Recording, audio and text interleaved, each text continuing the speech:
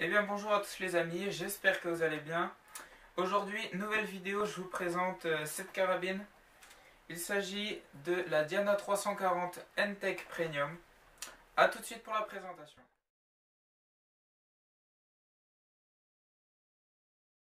Donc les amis, pour cette présentation, alors on va commencer par la crosse. Donc comme vous pouvez le voir, une petite mousse qui se reposera sur l'épaule. Je vous montrerai tout à l'heure 2-3 positions. La crosse qui est très bien travaillée avec du vrai bois, hein, parce que souvent sur les carabines c'est pas forcément du vrai bois, c'est souvent du plastique. Donc voilà, la poignée de main qui est aussi bien travaillée. Voilà. On va aller tout de suite sur la gâchette. Donc comme vous pouvez voir, elle est vraiment très délicate. On a beau appuyer, pour l'instant ça ne tirera pas. Il va vraiment falloir appuyer jusqu'au bout pour que ça tire. Donc toujours il y a la vis de réglage pour régler la durabilité de la gâchette. Le système de sécurité c'est toujours le même. Quand on casse le canon, la sécurité se tire, on ne peut pas tirer. On a juste à pousser pour tirer. Une adaptation de lunettes qui se fait à peu près sur toutes les carabines. La visière, donc celle-là, donc il n'y a pas de lunettes, mais ça se fait comme ceci. Donc réglage pour gauche-droite comme cela. Et en hauteur avec la petite roulette. Et puis comme vous pouvez le voir, je vais essayer de montrer. Alors voilà, il y a le petit trait. Voilà, comme vous pouvez voir ici. Donc c'est simple, comme sur toutes les carabines, il suffit de mettre le trait au milieu du trou. Pour la poignée de la main gauche, comme vous pouvez voir, c'est aussi bien travaillé que pour la poignée de la main droite. Donc petite précision, ça va pas être comme sur toutes les carabines avec la compression de ressort. Là ce coup-ci ça va être comme sur la Black Ops que je vous avais présenté avant. Quand on va casser le canon, ça va être une compression de gaz qui va se former. Et je ne sais pas si vous avez fait déjà des tests de vitesse de plomb. Mais le plomb là, il va partir beaucoup plus vite parce que le gaz il va s'échapper entièrement d'un coup. Sur un moment, il va s'échapper, ça va pousser le plomb d'un coup, alors qu'avec le ressort, ça va aller un peu plus lentement. Enfin bref. Voilà. Deux, trois autres détails aussi que j'ai oublié de vous montrer. Voilà, c'est bien marqué N-Tech ici, à cet endroit-là. C'est bien marqué N-Tech. Et là, sur la crosse aussi, c'est bien marqué Diana. Voilà, si on voit bien. Donc les amis, question prix, je vous en ai pas trop parlé. Là, on va être vraiment sur la très très bonne qualité. Parce que donc c'est pas comme Stoeger où vous allez avoir déjà une belle carabine pour 200 € et quelques. Par exemple pour la F40. La F40, elle coûte dans les 250 € à peu près. Alors que celle-ci, c'est la plus haute gamme de chez Diana. Et on est déjà sur un prix de 470 €. Donc c'est vraiment pas la même qualité. Déjà question prix. Après, les testeurs vont peut-être vous dire que Stoeger est mieux niveau qualité et tout ça. Moi je dis c'est mon avis.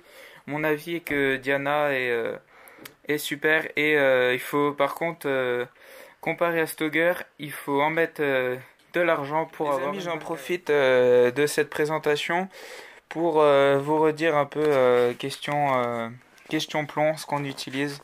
Donc, comme vous avez déjà vu sur la vidéo précédente, alors on utilise toujours des gamos. Donc là c'est une boîte de 200. Ils les font aussi en boîte de 500. Donc bon après c'est suivant la durée, hein, si vous tirez beaucoup ou si vous tirez pas beaucoup. Voilà. Sinon, on prend les Stoeger, les X-Match, qui sont très bien, mais plus lourds. Et il y a aussi les X-Sport, qui sont aussi super, vraiment de la très bonne qualité. Ces trois gammes de plomb là, les Gamo et les deux Stoeger là, la X-Match et X-Sport, c'est vraiment trois gammes de plomb excellentes. Enfin, après comme je l'ai testé, après il y en a plusieurs qui vont prendre d'autres marques, Cobra ou même Diana. Diana, ils font des super plombs. Mais nous on fait comparer avec la puissance de la carabine. Donc ce qu'on va faire, c'est qu'on va prendre les plombs les plus lourds pour les carabines moins puissantes et les plombs plus légers pour les carabines beaucoup plus puissantes. Alors question cible, alors là on peut s'amuser parce que on a vraiment ce qu'il faut. On a donc voilà tous les animaux, hein. Enfin je crois que j'avais déjà fait une vidéo dessus. On a même, si vous voulez voir, donc ça vraiment, ça c'est quand on est plusieurs à tirer en fait sur la même cible. On va se dire, tiens, je vais tirer sur la cible du milieu. Et puis toi, hop, sur celle-là. Ou sinon, ce qu'on fait aussi souvent, c'est qu'on se fait un ordre qu'on doit faire, hop, gauche, gauche-droite, droite-gauche, hop, après centre.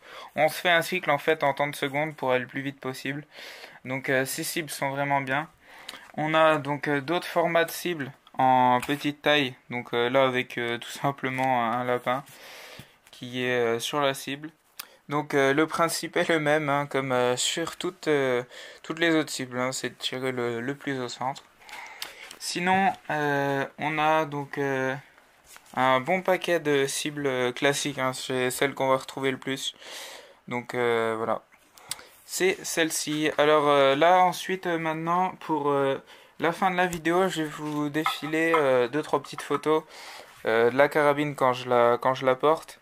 Comme ça, vous allez bien voir le détail avec la mousse là posée sur l'épaule. Et je vais faire 2-3 tirs.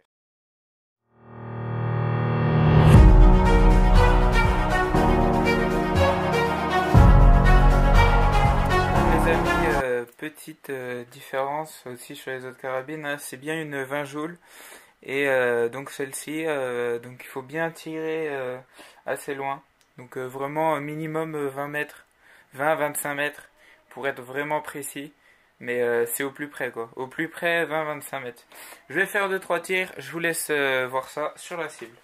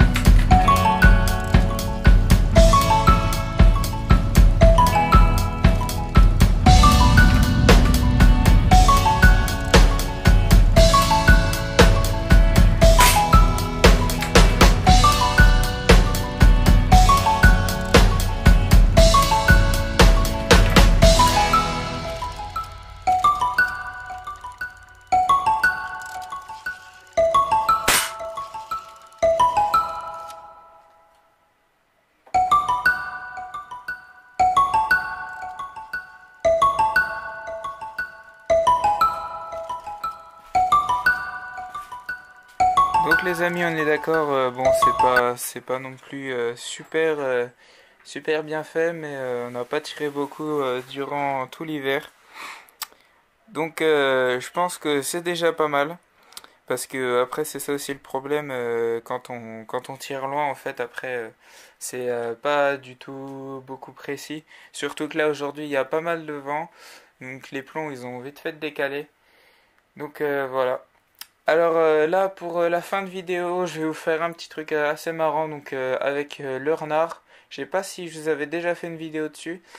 Donc je vais faire le renard et les animaux, ça va être déjà un peu plus actif que de voir les plombs arriver sur la cible. Alors les amis, le principe du renard, c'est simple, c'est de faire tomber le renard. Et dès qu'on a fait tomber le renard, il y a une petite pastille qui nous attend juste derrière le renard. Et bah pour le refaire lever. Tout simplement, donc on fait baisser le renard, on leur fait relever grâce à la pastille. Je vous fais ça tout de suite.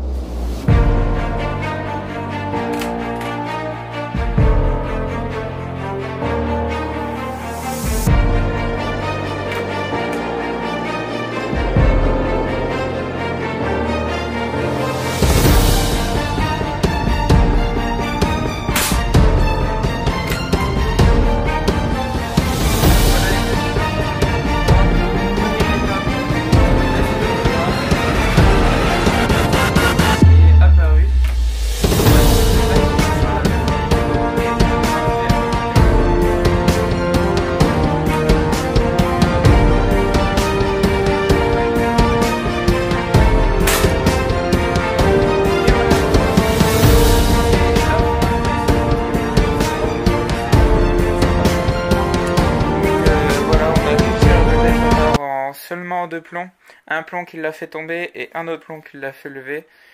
Franchement, il y a eu beaucoup d'entraînement sur cet exercice-là parce que c'est pas non plus facile. Donc voilà, j'espère que cette vidéo vous aura plu. Je vous laisse vous abonner et laisser un pouce bleu. Et les amis, à la prochaine pour une autre vidéo. Salut, salut!